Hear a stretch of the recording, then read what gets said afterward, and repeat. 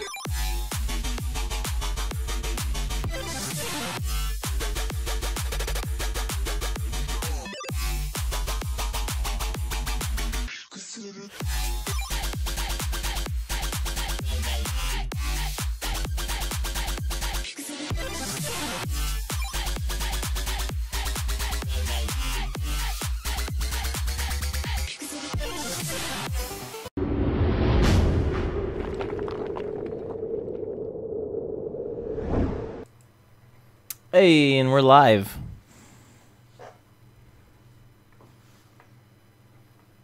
You're listening to the We Talk Nerd podcast about gaming, movies, and everything nerd. I'm your host, Brandon. I'm Andrew. And I'm Rob. And this week we had the Game Awards, and with it, a couple of announcements, and some big winners. Nothing really too surprising, I don't think. We got a little bit of news, and yeah, might as well jump right into it and start talking and see what's going on. So, Andrew, what have you been up to? Some Super Smash Brother. I'm surprised that didn't actually say it like on the game. Oh, like when you started? Yeah, when you started. I was kind of waiting for it if they had a new one, but they didn't. That's fine. I made in my head it was Super Smash Brothers. So I've been playing a little bit of that. Just a little bit. I just got it today, so 2 hours in or something on the just adventure yell it mode. out every time you start playing. Oh yeah, in my house. Know what you're playing. 100% will do. I like that. I like the adventure mode, but we're gonna talk about that later. We'll talk about I assume. Yeah. And then I played. I guess I can say this. The alpha of Anthem. Hold on, I've got to make a call to I a certain game company that I can only say that. That's wouldn't talk to. That's all I can say. Yeah, You actually, promised you wouldn't say anything. Tally talked about it. He just said that he liked the game and things like that. He didn't really talk about I'm report Tally too. Yeah, report. That was kind of thing. He's like, I better check my Origin account and make sure I still have all my games. Yeah, there is some big news that kind of followed along with that. Is there was a Twitch streamer that decided he would go ahead and stream his Anthem experience, and he was promptly greeted with no access to his account and all of his library is gone. Which Lyric had probably the best line. He goes, "What? So he lost a copy of The Sims?" Yeah, so I didn't lose my account or anything. I guess we got to follow that NDA, of course. So very strict. That's what I've been doing. What about you, Rob? What have you been up to? So with Smash Brothers coming out, you figure, okay, there's only one game on my mind, and you are right. It is Mutant Year Zero, The Road to Eden, which surprisingly has taken most of my free gaming time. I bought Smash Brothers with all the intention in the world of playing it. I'm like, well, what's this free game there? It's coming out with my Game Pass. So I checked it out, and I could not stop playing it. So Wow. So I'll talk a you little haven't bit played more. Smash at all, is what you're saying. I've played like half an hour to an hour, maybe of it. Ooh. Yeah, I'll get there. I'll get there. But yeah, it's kind of been dabbling in a couple different games, but also played another one. It's kind of obscure. It's called The Council, and you might have seen an ad for it, but probably didn't register too much. It's like a fighting game with words, in that you have conversations and dialogues, and depending upon what you choose is how the storyline progresses. So it's made by the people that made Vampire, and I like those kind of games that from that studio. So figured I'd check it out, and I haven't put much time into it, but it's the kind of game that I enjoy. So they also do the Sherlock Holmes games on there as well. So that kind of ties into what I enjoy. Nice. Well, I finished Red Dead, so I been trying to go back into a little bit of Assassin's Creed, Odyssey. Of course, played some Smash, did the adventure mode. I'm awful at Smash, so I'm not a huge Smash player. I just like to play it because of the nostalgia purposes. And then been playing a little bit of Battlefield 5. I'm Okay. actually kind of getting into it a little bit. I kind of like it. Oh yeah. That's pretty fun. What's the mode that's got you interested? I've been playing what they call the Grand Operations. It's sort of like I don't want to say story, but kind of like a story mode where it tells a tale of like a battle that takes course over multiple days. Yeah. So like there's multiple matches, and each match is supposed to be like a different day. It kind of advances as you play. The maps changes, the environment kind of changes. There's different weather and stuff like that. So Is it the same as one? They had the operations. I think you're maybe saying it's different. one. Okay. Yeah. I guess they call it something different. But Yeah. I love those modes. That mode is great. Yeah, it's cool. It's fun. Yeah, been in all of that. Trying to snipe some people and all that good stuff. So fun, good, clean fun, killing people. We've been playing games. That's what matters. Yeah, That's playing a games. good thing. But and starting tomorrow, we'll probably get back into some more WoW since the new patch drops. Ooh. Yeah, gotta get raid ready again. So Ken. yeah. Anyway, let's move on to what happened. The big thing that happened this week, which is the Game Award. So if Rob wants to kind of take it away from there. I really wasn't even ready for that. I went into work on Friday, and everyone was like, "Hey, did you see who won the Game Awards?" I was like, "The what? A what?" Exactly. I don't know. I don't think this has always been a thing, right? This is Yeah, it used to be on Spike. It used to be the Spike Game Awards. Now I remember the Spike one, but Yeah, it's the same all thing. I really remember except from that Spike doesn't was like- exist anymore. So now it's, exactly. Yeah. yeah. So they All kind right, of so- they migrated to Twitch maybe a year or two ago, and this became the Game Awards. It's kind of just Okay. gotten bigger every year. Yeah. Yeah, I'll admit to being out of the loop on that. So it was kind of interesting to find it. And I think, it brought in some quality reveals. Before we actually get into the awards, which I'll be honest with you, those are games that are already out and no one likes anymore. There's new games coming that are going to be way better than any game we have right now, right? This guy right here. So I'll take it from the perspective of what's coming up soon and kind of talk a little bit about what I think of how that's going to look. So, did you guys ever play Marvel Ultimate Alliance? Yeah, back in the day, maybe like was it the first or second one on the 360? Yeah. They were same. both 360 games. Mhm. Couch co-op, up to 4 players, that kind of thing. You could also play online. It was a great little Diablo clone. Yep. Yeah, and starring the heroes of the Marvel universe. So, pretty cool game.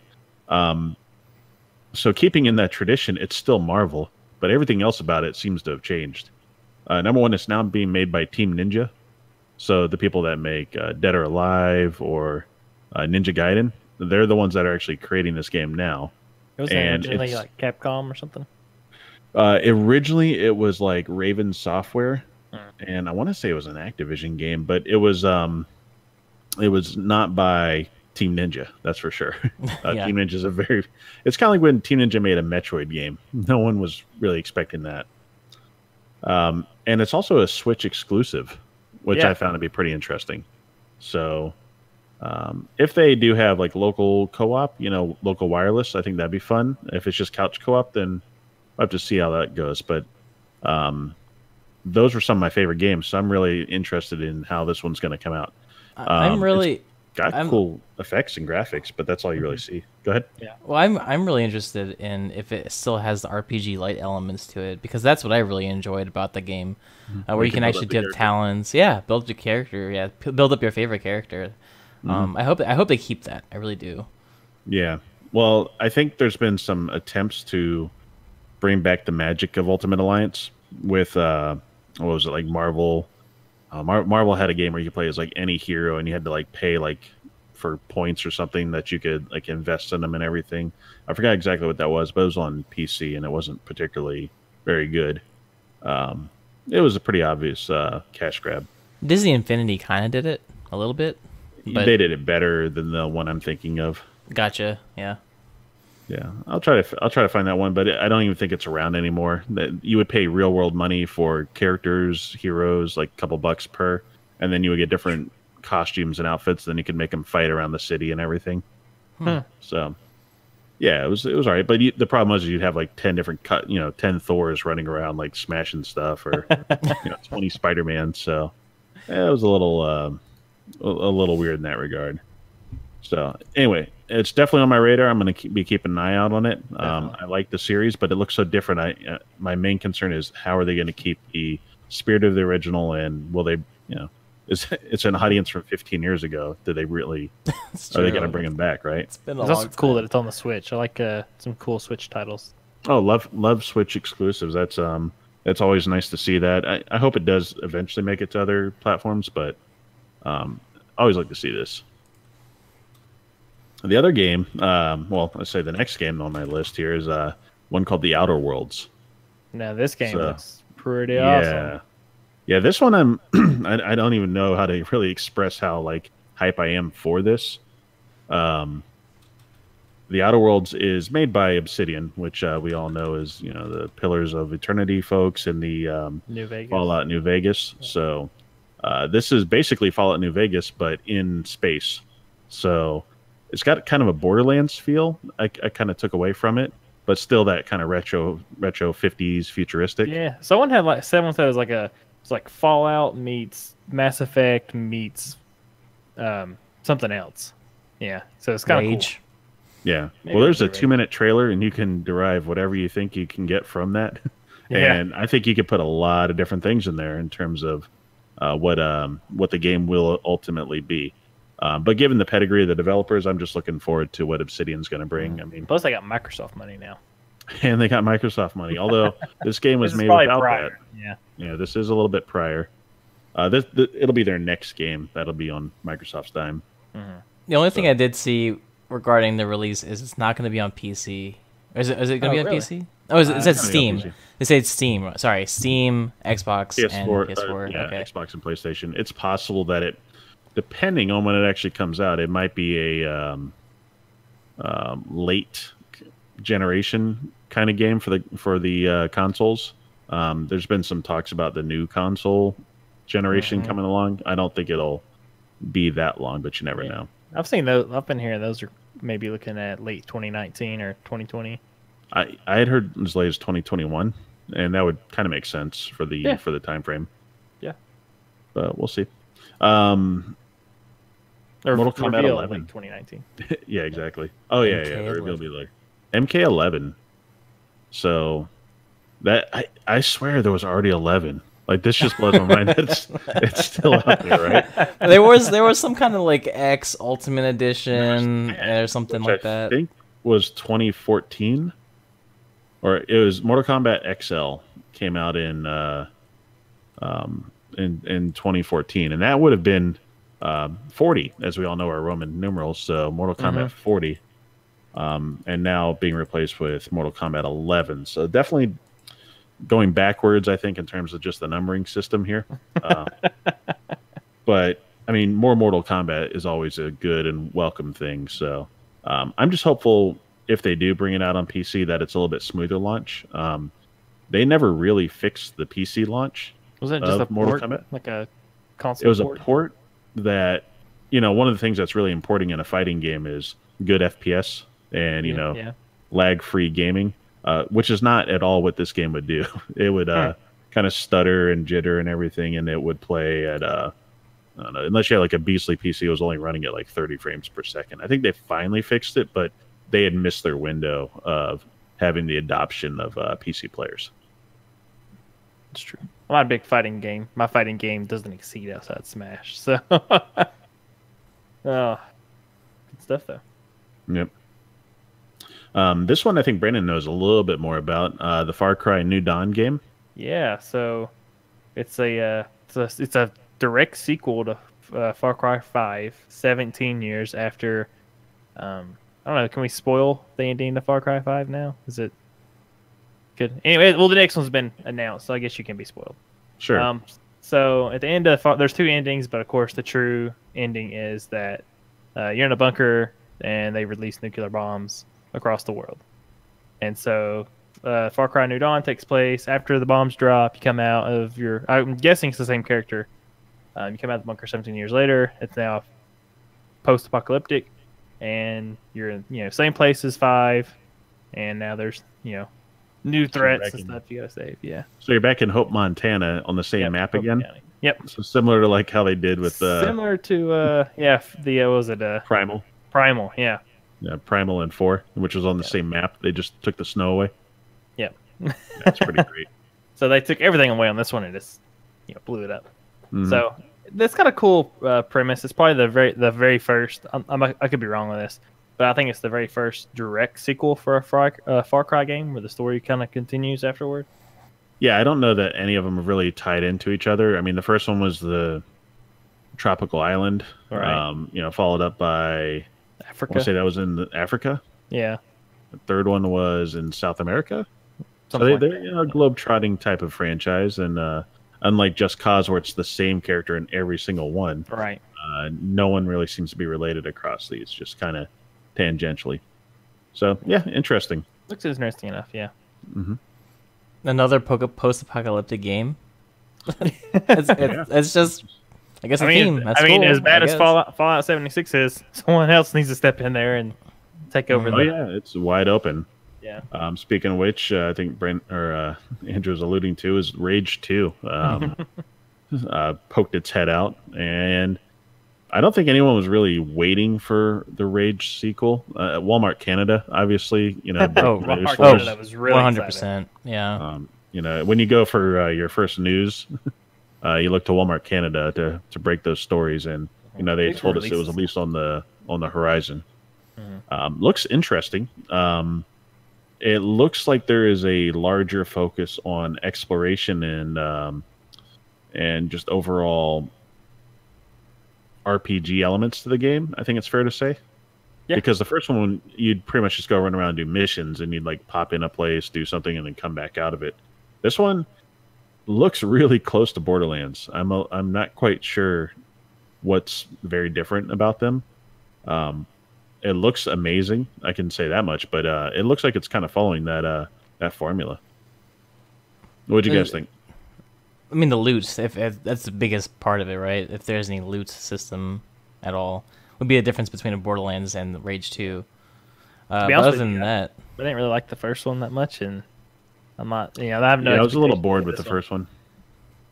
It's what Rob said. Is you go into a little dungeon area with bandits, you come out and you're like got a new item, and that's it. Like then you keep going to the next area.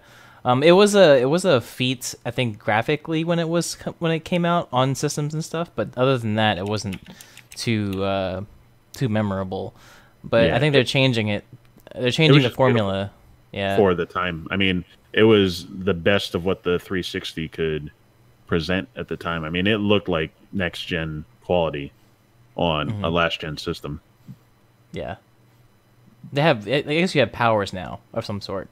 So I guess that's a major difference. Mm-hmm. Yeah, I mean, it's really open to do whatever because they never really had an established character. Like they didn't really build out much of a story. So it's an open world in which to start over again. So we'll see what they do. Speaking of open world, new Dragon Age game on the way. That's gonna be exciting. Yeah. Yeah, and that was really just a teaser more than anything. The tag is the Dread Wolf Rises. Yeah. Is this right? It's 3 years away, or that's just what we suspect? From what's been kind of going around is that we won't see it for at least 3 more years. Yeah. Yeah. Was it just another? Hey, this game is on the horizon. Mm-hmm. Yeah. I think that's really what it was. Okay. Awareness campain. It's better than saying, "Hey, It's Elder not Scrolls 6 is coming out." right. After this other game that's coming out for the next generation. Yeah. Now, one game they showed that certainly looked. God, I don't even know how to explain what I saw in this trailer, but A lot. it's called Atlas, and it looks like there's just everything in the game. So think of anything, and it's in there. It's 1,200 times the size of the current Arc maps, which, if you've played on an Arc server, I mean, those go on forever, it seems. Like, that is astounding, the scale of this game. Seems like there's a lot of water combat, because I saw pirate ships fighting each other, which I think this may be what everyone really was hoping for from Sea of Thieves. Now, is at this least the way supposed that to some of be this looks. like a server or open world, like a multiplayer game like Ark is? They are calling this an MMO survival game with capacity of 40,000 players per server. It's like a. I like what Chet has to say. It's like Yeah. it's like how many people can you fit on a tribe server? I forgot. Like a lot, right? From what Tribes. Like, it was back when, but I mean, so I played on some maps where we did 128, and it was unplayable. But so I don't know how they're gonna get. that's also Okay. 20 something years ago too. No, so this is probably like instant stuff, like Oh, yeah. technology now. But yeah, this is just saying that, like a No Man's Sky, like yeah, it is a billion times, it's endless, right? That sort of thing. They're promising a lot, but what can they follow through with it? Like, Right. it has to be gameplay. I totally agree. Although I would have never thought Ark as a game itself was really possible because of how much it was able to do. It was really innovative for the time. So, I wouldn't be too surprised to see it, really take off. The funny thing is, it might still come out at like $30, like even with all this new content and everything. So, they're not known for putting out AAA pricing on the games, but they certainly do give you your money's worth if you want to invest the time in a survival game. So, again, another game I'll be keeping an eye on, mainly because I want to try out the pirate aspect of it. I'm gonna watch that trailer again pretty soon here and see the ocean combat. That looked pretty fun. Yep. This one was kind of odd to see. Stranger Things 3, season 3, the game is coming out, and that's kind of a pixelized. I think they did one for the last season. They did, and it was an iOS Android game. Yeah. And you were basically, it was almost like a little Zelda deal, and you could run around and unlock things, and you played as one of the characters, or you play as either the kid or the sheriffs, and run around and do some different things. Not exactly something that I put a ton of time into outside of just this is interesting. This looks like it's a little more to it, kind of like a Final Fantasy JRPG style. In terms of the gameplay, not necessarily the style of the game, with the Stranger Things theming on it. So one of these things is not like the other in terms of just the hype around these types of games. I mean, usually, like this one was the last game was a companion to the series. This isn't something that people are going to be lining up or pre-ordering, right? At least I wouldn't think so. I would think that this is more of a, oh, okay, I like Stranger Things. Here's some more things like that I can invest my time in. But none of it really seems to really jump out at me and go, hey, you got to check out this game. It's so hype. Right. Yeah, I'm probably more hyped for the show than this game. I was hoping they were going to show a trailer for the season or something. That would have been nice. Yeah. Yeah, again, always keep an eye on that kind of stuff. You never know when it'll sneak up and end up being good quality, but I'm not first impressions being what they are, I wasn't terribly impressed. Right. But there is some news on the Smash front apparently from there. So Brandon, do you want to tell us more about that? I'm sure. Yeah, so they had like this I've never played this game. I've only seen some streams of it. I know it's really big out there in some corners of the PlayStation community and stuff, but Persona 5, they have this little insert thing with the main character Joker, and you're kind of like, "Oh, what's this?" And then it turns out it was a little reveal trailer for the first DLC for Smash, and he's gonna be the first fighter they add post launch.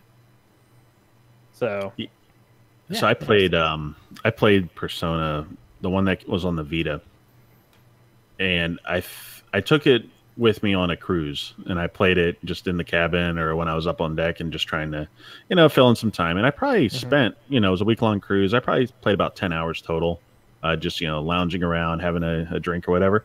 I still don't know what I played. I have no idea what happened. I was solving murders, and then I was fighting these bears with giant heads, and I'm running through this like nether realm, and I have no idea what the game is about. Yeah, they're very odd. It's like an RPG. It's like a video game. It's like a video game. It's like an anime. It's like it's something else. But it's got high ratings for what it does, right? As an RPG. Yeah, definitely. It's very atmospheric, and I think I could see how you could really get drawn into the world, because the world is very deep and very lush, and there's so much going on there. I think you have to put in. Maybe it's the fact that I came into the game and I was so far removed from like part one, right? You're right. Like I didn't grow with the series. Like all that, like coherent, are they? They're kind of. There is some that are. I think they're all kind of like spread out a little bit, but it is interesting to see like they're adding him as a fighter to Smash. Like, what else? Like, what else we're gonna see outside of Nintendo being added to Smash? Well, I mean, I think anything's fair game now that you've seen, Snake and everything. And yeah, Penguin, you're right. It was 4. Definitely was Persona 4. We've got Snake there, and you've got Cloud. You got Cloud, Snake, yeah. Then we'll have Joker. And Ridley. Ridley is no longer too big for Smash. Yeah. And, maybe we'll see. I'm kind of holding for maybe Banjo-Kazooie. That'd be cool. How about some Fortnite characters, guys? Come on. Yeah, Fortnite. Let's have a Fortnite put them in there. Put them in there. Like John Wick or something. Yeah. Oh, man. But, speaking of Fortnite, it was nominated for some big games, or some big awards at the Game Awards. Yeah, take us through some of the awards. I've talked about the reveals and what I was personally interested in, but there were some amazing games that came out this year, and it had to be a tough battle for all these. So awards. Before I won't drive right to the big award, which is Game of the Year. I'll kind of start off with the small ones, and we'll talk and see what you guys think. But we'll start off with Content Creator of the Year, and to probably nobody's surprise, it was Ninja. Mm-hmm. Oh, I was gonna go for Ryan's toy review. Right. I was gonna go for PixelPub. Oh, I'm sorry. Exactly. Come on. Yeah, I mean, but what do you do for? I mean, Ninja is obviously the biggest mover and shaker right now when it comes to this. At least in the terms of like with Fortnite and everything. Yeah, I agree. Right. But I mean, who else like on what merits do you consider who's the best? Exactly. Right. Because I don't. This is probably more terms Ninja, like. But I don't watch them. Yeah, this is probably more terms of like probably who had the biggest maybe impact or biggest social and awareness. for that's fair to say it'd be Ninja. Yeah. Yep. Yeah. Best esports game, Overwatch. I think it beat out Not surprised, I guess. some games. Yeah. It's pretty big in the esports world. I mean, you're talking over Dota or League of Legends. I can't remember who all was nominated, but I think it's because of the Overwatch League, though, the launch of it, Mm-hmm. and how impactful you should it was. On Twitch now, right? And Twitch has a financial interest in this. I'm not saying that they influence the prestigious and coveted big awards, but it would make sense that they would. You should that see, this would be the winner. You know, at Rob's going at to BlizzCon, meta. the big the Overwatch, grand finale, whatever you want to call it. Mhm. It was pretty impressive, I have to say. A lot of excitement there. I'm sure. It's a Uh, great game. I mean, it yeah. certainly deserves the win. I think you can make an argument for a couple other ones too, but nothing would really beat it out. I don't think. But now I think this stuff is voted. I think 90% of the vote comes from the press, like the press has a voting power, and then the rest It's like of it is- Metacritic. yeah, and then the 10% of it is from people can go online and vote for them. Okay. Mhm. So that's where this all come from.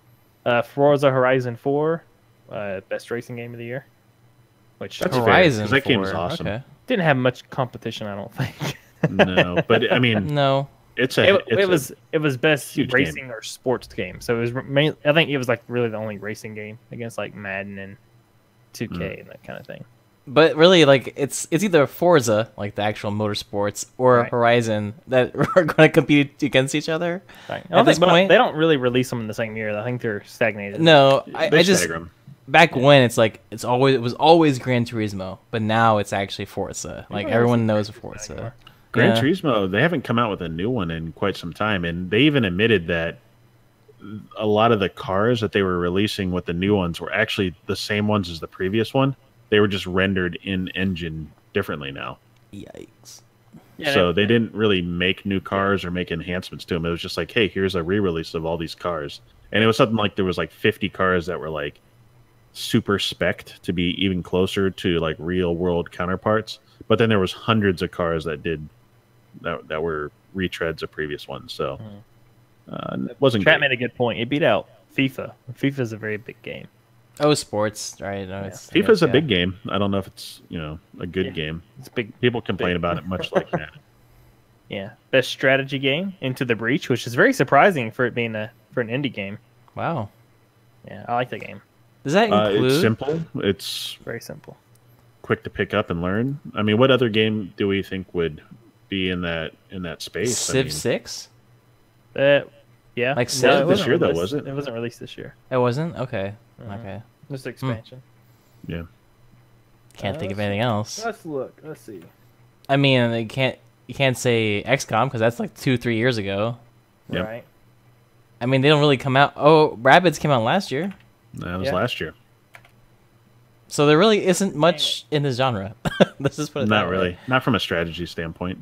There was that new game that you said last week, Rob, that came out Yeah. just yesterday, but that's We not didn't wasn't gonna use make. I wasn't gonna make Oh, this. no. Yeah. But strategy games, I can't think of any. I really Okay. can't. Boom. All right. So we had Banner Saga 3, BattleTech. BattleTech's a really good game. Frostpunk, Into the Breach, Valkyrie Chronicles 4. Hmm. Yeah, Valkyrie Chronicles 4 just came out, so maybe the newness of it probably pushed it back a little bit. And Yeah. as much as I love Frostpunk, Into the Breach is a more complete gaming BattleTech. experience. BattleTech though, it's pretty impressive. Oh, BattleTech's- and just to be clear, I love Banner Saga. That is a really cool game, and I love the art style and the storyline that goes along with it. But when you start getting into 3, and I couldn't tell you what the innovations were because I'm still playing 2. But it wasn't one that like really pushed me to finish it. So right. I don't know if Banner Saga being a solid series is enough to say it's a as good as Into the Breach, which was pretty amazing I like in the my game. opinion. It's really I'm cool. surprised Pyre didn't make it. Pyre was one of the big ones that was big in this year. But okay, I mean, I've never I heard don't of know that why. game. That's fine. Best That fighting might be game. one reason.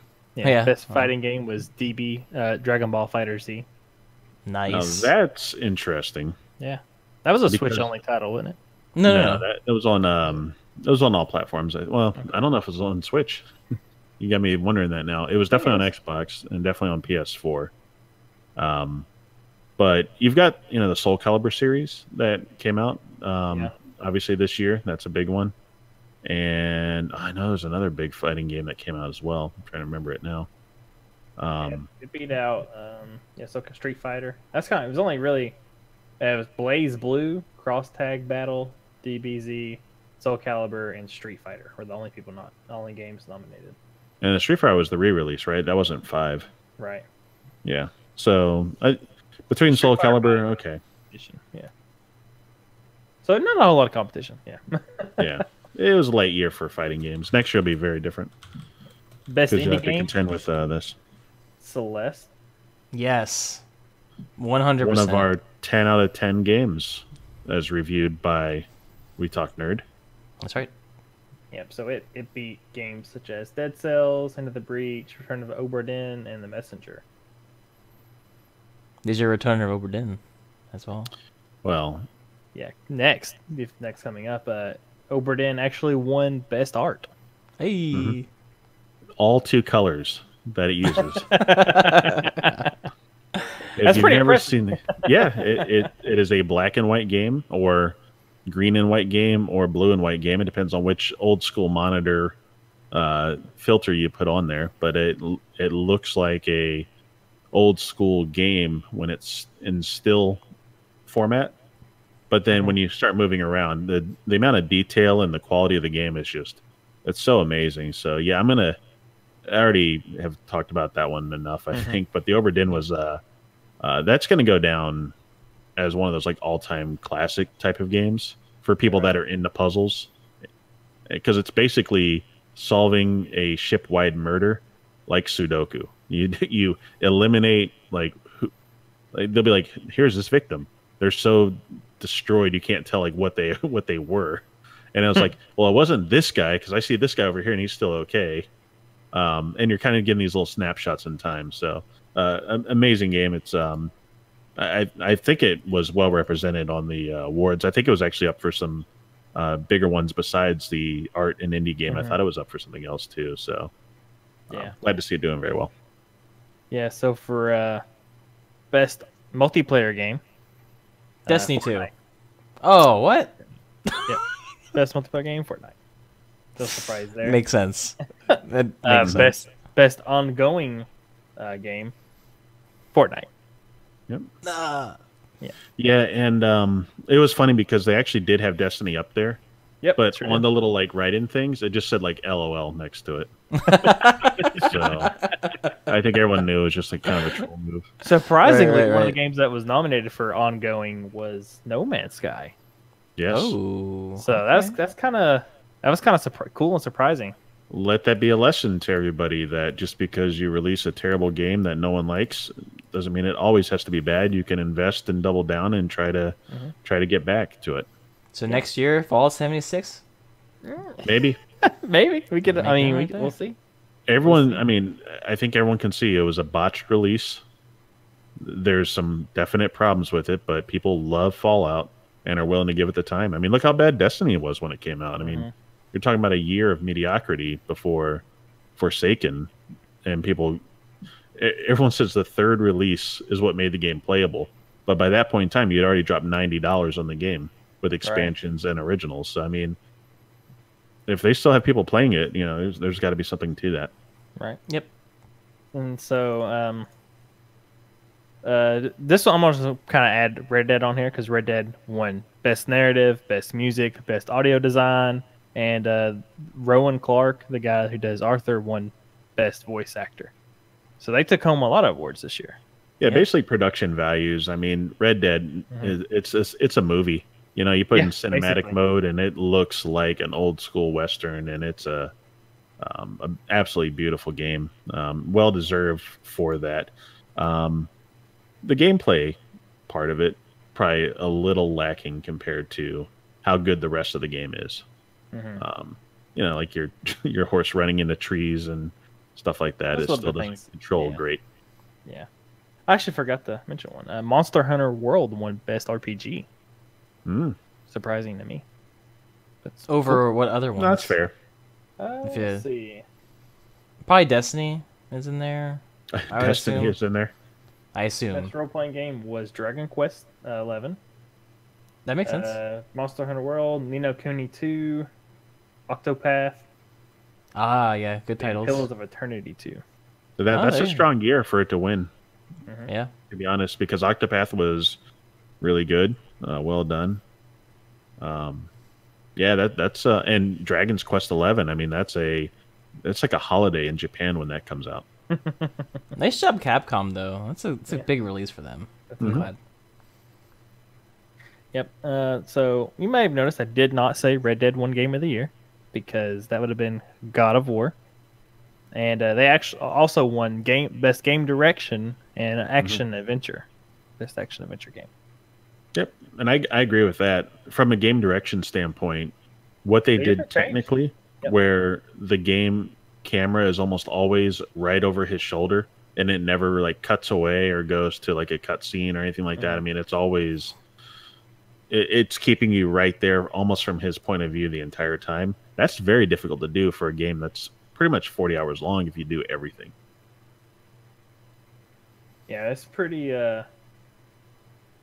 impressive. They they got some big awards. They swept out. They beat for game direction. There was games like Detroit Become Human on there, Spider-Man, and Red Dead. So that's big. That's big. Action adventure. I assume like Odyssey was on there. Versus some God of War. Action adventure, Odyssey, God of War, Spider-Man, and Red Dead, and Shadow of the Tomb Raider. So just about every category Red Dead was in, God of War was also in. Yeah. And so was Spider-Man. But yeah, some Tough both of those release games. a movie or release a game. Yeah. It's there's some big ones this year that really overshadow a lot of other games. So yeah, you gotta think God of War came out in like March or something. No, it was like over the summer. Was it? Yeah. May. Maybe it was May. It's one of those months with an M in it. But yeah, it was like forever. Find out. But yeah, that's a big game. A lot of good awards for those games. I think it fits them very well. I was kind of surprised a little bit. In my books, I still think Red Dead is Game of the Year, but God of War is what I would consider my number 2 for Game of the Year. So I'm happy either way. Both good games. Well, it was because it came out April 20th. April 20th. Wow. Yeah. So closer to summertime. I remember it was around that time frame. Good stuff. Good stuff. Yeah. So that's most of the big awards, and I think they had a bunch of other smaller ones that they kind of, nothing. We're not gonna take your time. If you want to see the whole list, go check it out. Yeah, but yeah. There's some giveaways and codes too. I think they were giving away free cards in Magic the Gathering Arena. So if you went and redeemed that, you could get some things. But Brandon, I see there's a story here. More good news for Fallout 76. If you want to keep up with some Fallout 76, the headline that I wrote here is more Fallout for Bethesda and Fallout 76. So basically, last week we talked about how they're finally going to honor the canvas bag thing, and you can go online, fill this form out, put a support ticket in, and you'll be on you get on the list to get your canvas bag eventually. Well, turns out they don't know how to put security on those things, and so anybody could basically go along and look at all this information people input, such as addresses, names, and even credit card information. Here it is. So they had this big security breach. I don't know if you want to call it a breach when it's kind of out there in the open, but yeah, data giveaway, big data giveaway to make up for how bad our game is. So they're before Fallout 76 came out, when you would have if I'd asked you like, what do you think of Bethesda as a company? You'd be like, oh yeah, they make great games, I love it. And now it's like they're on par with EA. Yeah, that's probably not totally fair, but they are quickly headed in that direction. Yep. I mean, it's Fallout 76, and just their handling of everything has really been a black eye for the company. You hope they learn from it, but this is how great companies, go bad. EA at one point in time could do no wrong when it came to their games, and you're going back to the late 80s, early 90s. Yeah, well, maybe. I'm talking about way before then. Okay. Where it was Electronic Arts, because they were artists making games, not just programmers making games. So there was a level of polish you'd get with an EA game that you wouldn't get anywhere else. And now they're just a huge company that sells their soul on the reg. Anyway. Yeah, so not good. But last week we talked about some Red Dead controversy, and this week I'm here to, Rockstar kind of made up for some of that.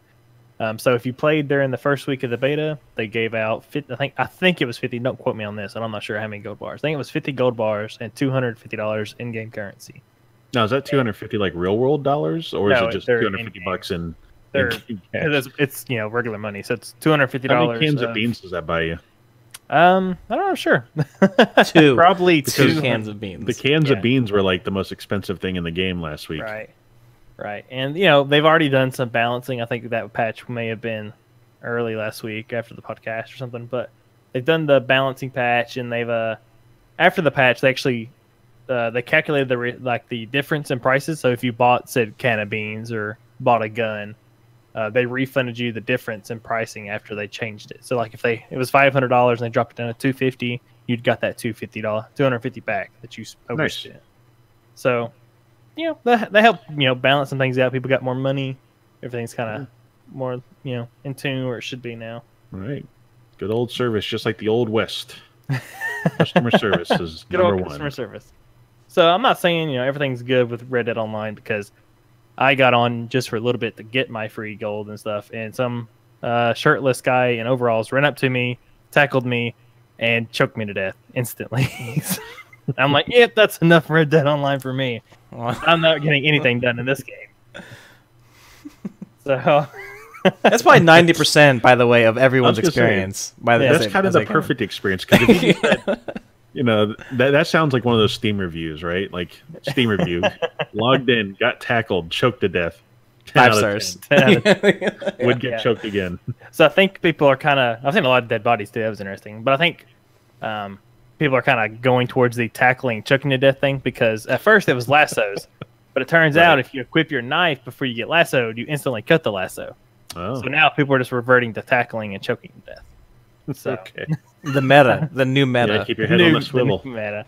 Keep your head on the swivel. Such is life in the wild, wild west. Thanks. Yes, Jeff. yes. Yes, right. Oh, you remember cowboys were always tackling and choking each other in those all those Of course, movies.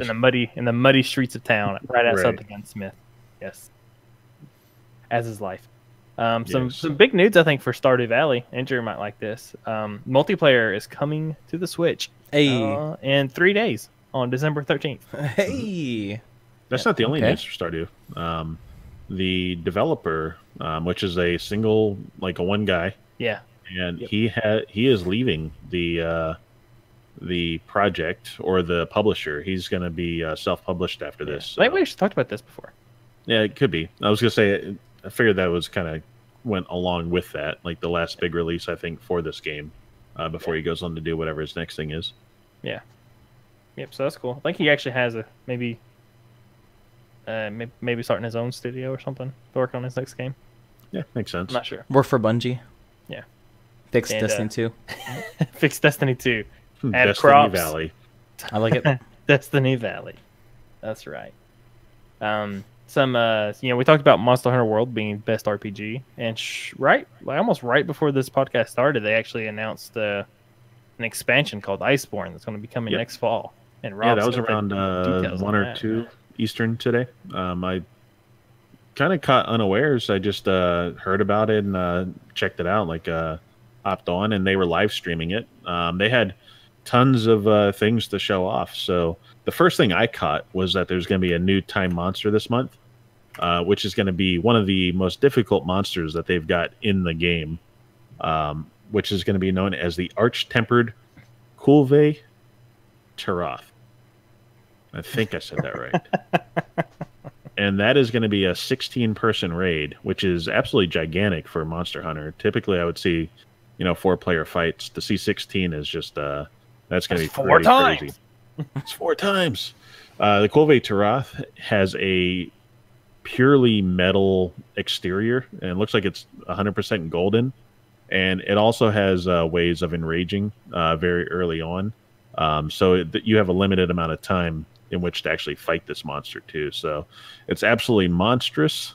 They were showing where people were positioned with cannons launching into the side of the monsters. This thing is absolutely massive. It was about as big as the ship. That is when you actually show up to the game in. It was around that size. This is the biggest monster I've ever seen in the game. I haven't gotten that far into it to tell you if there's others, but I was pretty impressed with this, just the overall scale. There's also another release prior to that's all part of this. This isn't the Iceborne expansion. Also, prior to the Iceborne expansion is another monster, and please make sure I say this right and not offend anyone in the process. We're trying to we're trying to pronounce this as best we can. But this will be an arch-tempered Nergigante. Dante. And this, what's that? Dante. I don't know. Dante? No, I don't know. Just go for it. I was perfect. At first, I was gonna say like Sabado Hijante, right? Like his, that's like, good. Hispanic. So I was gonna say, oh yeah, I used to watch that show. But anyway, the even tougher monster is due to be the last content update before Iceborne hit. So you'll have 2 big releases prior to the next to this dropping. Now, when this drops, Iceborne, what they showed off was a boat sailing north to a wintry land, an island full of snow and snow-themed monsters, which I love games with snow in it. I don't know if you guys are kind of have the same affinity, but something about it just feels kind of cool. Especially this time of year when it's like cold and snowy. Yeah. And it'll be launching in August, so you won't be feeling that at that point in time. So they're traveling to Northrend. That's cool. Yeah, they're traveling to Northwind. Okay, great. There's also, they did announce that this will be for console first. They plan to make a PC version, although they did not commit that it would be out the same time. It will eventually be coming out on PC. And also, I don't believe this is part of. It was hard to tell because I kind of caught it halfway through, but apparently Geralt of Rivia from the Witcher series is going to be joining the game in some capacity. What is this? A crossover episode? Exactly. So after finished fighting in Soul Calibur 6, he's going to come on over and help lead the hunt for some monsters in Monster Hunter World. So apparently these are Witcher-themed hunts, which will be with him as either a playable character or an assistant character.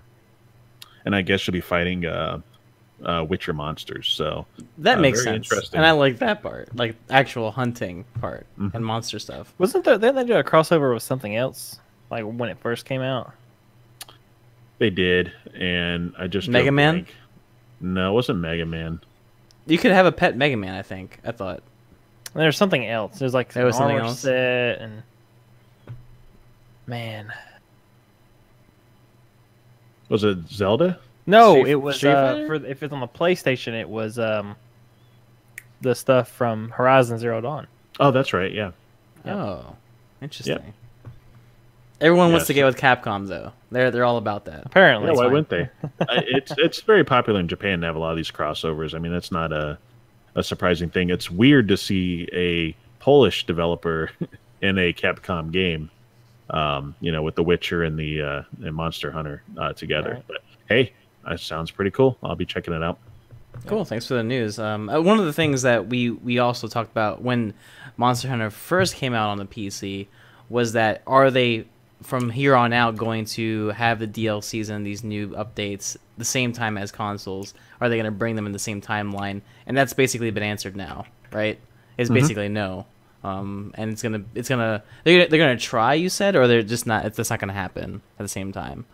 Do you know, Rob? They would not commit that it'd be out at the same time. They did say they will be bringing it out on PC, though. Okay. I've been wanting to try this game, but I want to play it on PC.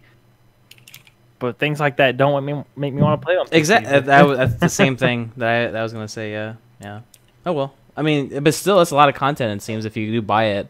Is this a paid for? Sorry, is this a paid? Yes, this is a paid expansion. Okay, gotcha. Good stuff. Well, that's kind of it for the gaming news. So we'll kind of dive into. Probably won't give a review, but I'll kind of just talk about it a little bit. I think Rob might do that as well for his game. Yeah, a little bit. Yeah, Smash Bros. Ultimate came out this past week, Friday. I actually got it a day early through Amazon. Thanks, Amazon. Normally, nice. I get games late, but this time I got it early. So that's cool. That was fun. It was a cool surprise to come home, not expect it and be like, hey, I have it early. That's cool. Let's play. So I'm terrible at Smash. I don't really know how to play besides mashing a whole lot of buttons. That's all you gotta do. Hopefully, knock somebody off of the ledge far enough where they can't fly back, because apparently everybody knows how to fly except for me. And, but yeah, that's disappointing when you realize you're the only one that can't execute the up B and and time your jump properly to land. You end up hitting the bottom of the platform and ricocheting right back down to your death. Exactly. Yeah, it's fun. Worst feeling ever. But yeah, this game, it's really fun for, I'm not a big Smash person. It's fun for me, though. I'm not super competitive at it.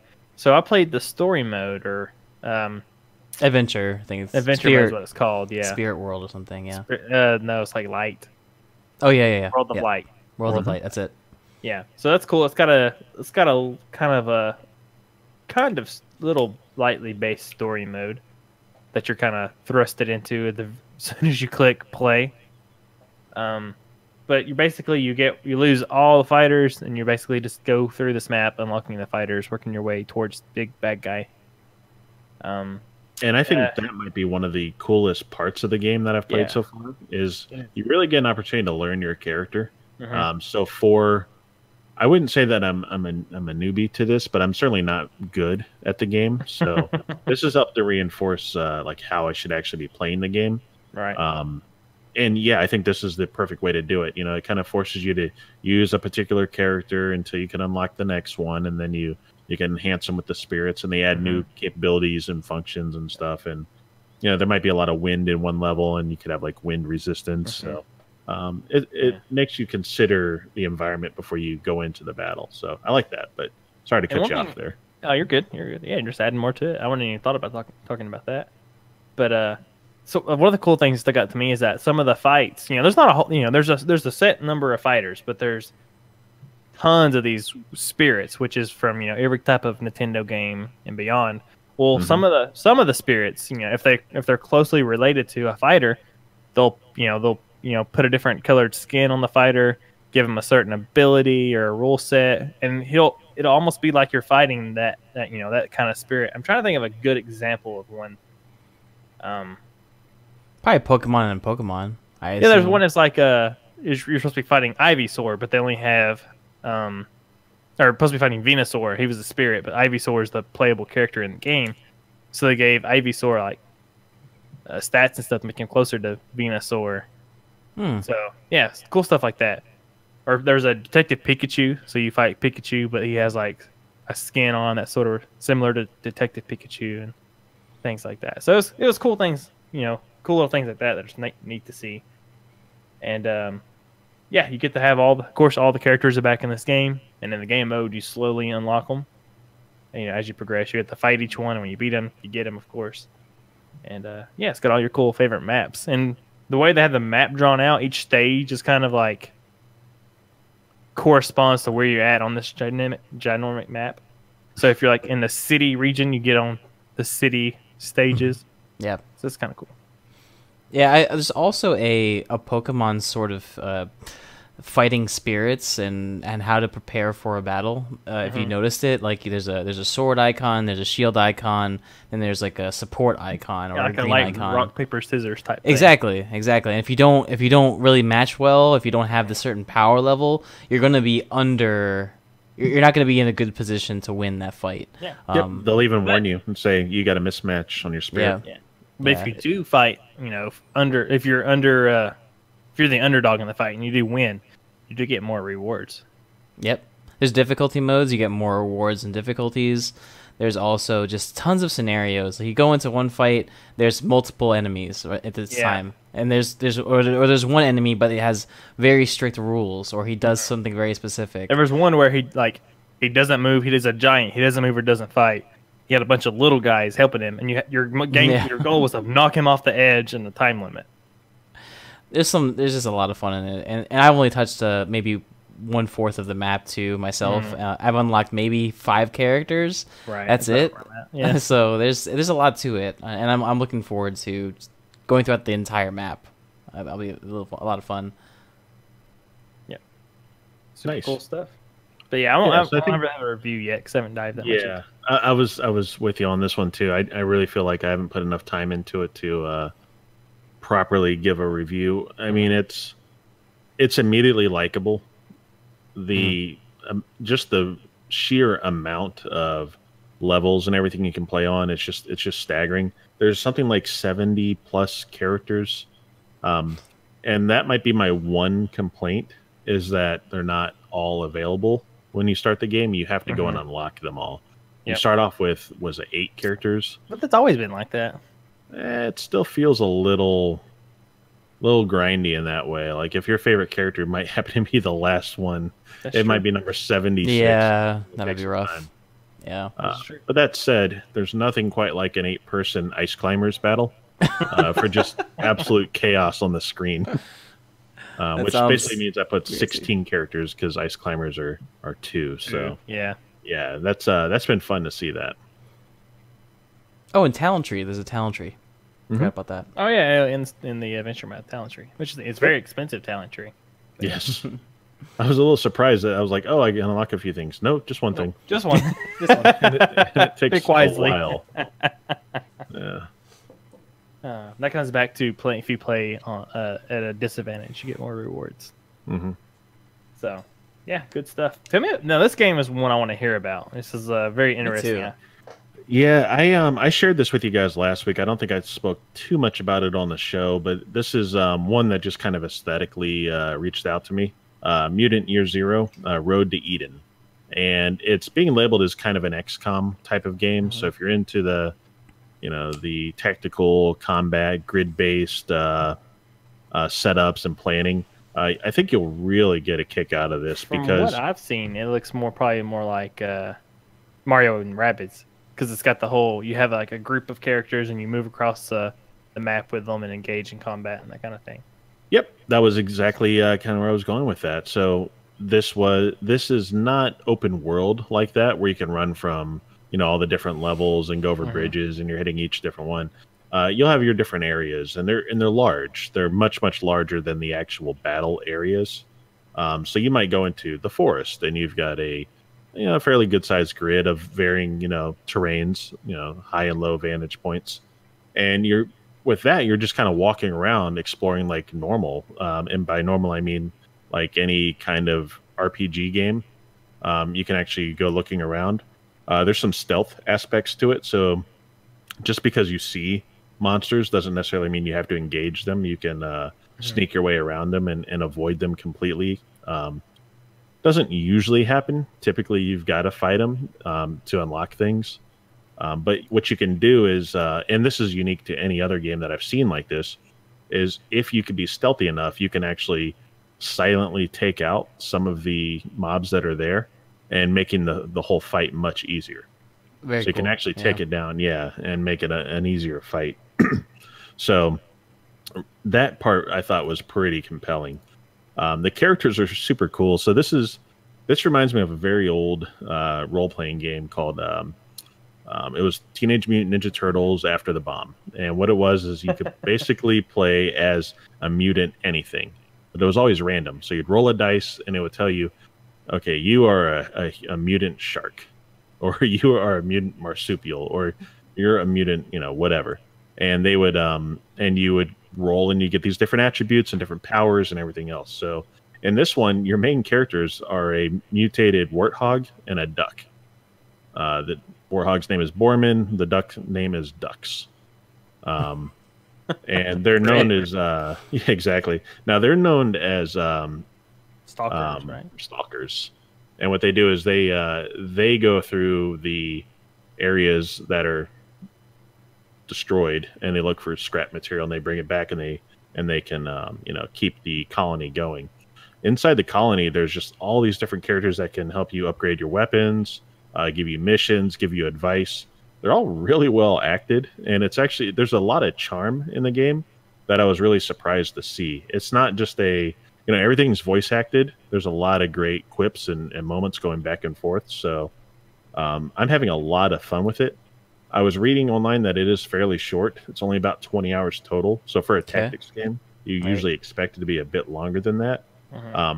But one of the reasons why I'm even playing it is because with the Xbox Game Pass, it's included in that subscription. So Game it costs Bang you, 20 hours. yeah. So if you already have it, you can go play it for not for free. You paid for it already, but All right. you can try it out without any outlay of money. If you do, I think you're going to find a very fun game that has a lot of customization, a lot of quirkiness to it that made it very interesting. And if it reminds me a lot of Horizon Zero Dawn, in which they would talk about like the elders and like, oh, the elders did this and the elders did that, and they do it in this one as well. But they talk about elders like they're a bunch of jerks. They blew this up, they ruined the planet, they did all this stuff. So they'll talk about like idiot elders and all that sort of thing. So it's a fun take on the post-apocalyptic world. Again, I'm not going to give a review on this one because I'm still very early in. But if you already have means to play it, meaning through Game Pass or even if it just goes on sale, I think it's like a $30 game at the moment. Again, not far enough in there to tell you whether or not it's worth that, but I'm having a lot of fun with it, and it's a very unique experience. So, if you're looking for that kind of game, I would recommend checking it out. I hope to have a more fully fleshed out review next week in terms of just an overall rating. Anything I would say now from this point would get into spoilers, so I don't want to get onto that. So Good stuff. Nice. Yeah. So some fun games that are out there right now. Xbox Steam only? Question mark. It's pretty sure it's on PS4. Okay.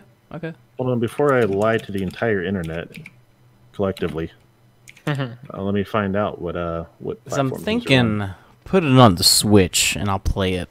That's just me. PS4, Xbox One, and Microsoft Windows. I see. It'd be a cool Switch title. I think it's kind of maybe a little too mature for a Switch game, but Doom's on there. Yeah. New Colossus is on there. That's fine. The whole idea of Switch being a kids game, that's kind of over now. Yeah, that's true. Mainly because I'm actually itching for one of these games because I've been playing. I played Rabbids. I played XCOM. It's about time another one came across. So, well, I'll check it out. There's the trailers are out there for it. One of the coolest things I didn't really mention is that you have mutants that you control, but they can actually become even more mutated as you go along. And your duck can actually grow wings and fly around the map and attack from, a high range. And there's more things that go along with it. So you end up acquiring more players to join your group, and they can acquire more abilities too. So a lot of customization in there, and the skill tree is pretty great for that. It's not branching, but it's enough to just say, oh, I can't wait till I can start doing that. That sounds cool. So it gives you a definite path towards that reward. So just to give you a quick last comment on it, I sat down and said, okay, I'm going to play this for about an hour. And I looked down my watch again, and I've been playing for 5 hours. So it's one of those games, I think, that, just one more mission. One of those. Mm-hmm. Yeah, we're a bit, we're a couple minutes over time. Do you guys want to, this at least we'll talk about one of these things. One of these things is pretty big. Yeah, there's not too much on this. Yeah, so let's do the quick stuff, and then we'll hit the high notes. There you go. The Picard Star Trek series coming late 2019. Lego Batman movie sequel is in development currently. We had a second trailer for Captain Marvel, and we had a trailer for Avengers 4, which we now know is called Avengers Endgame. Yes, not the last Avenger, as Mark Ruffalo promised. Which is this is interesting. There was actually a post posted on Instagram a couple months ago from the Russo brothers, and it was I think Robert Downey Jr. sitting in a chair or something, and they said something about like it's in the picture, and somebody on Reddit actually spelled "in-game" out from objects in the picture, and like, this is gonna be the title for the next Avenger movie. People are like, nah, can't be, but yeah, it happened. It was foretold. It came true. I thought they just saw the 4 A's because there was 4 letters. Avengers 4. Yeah.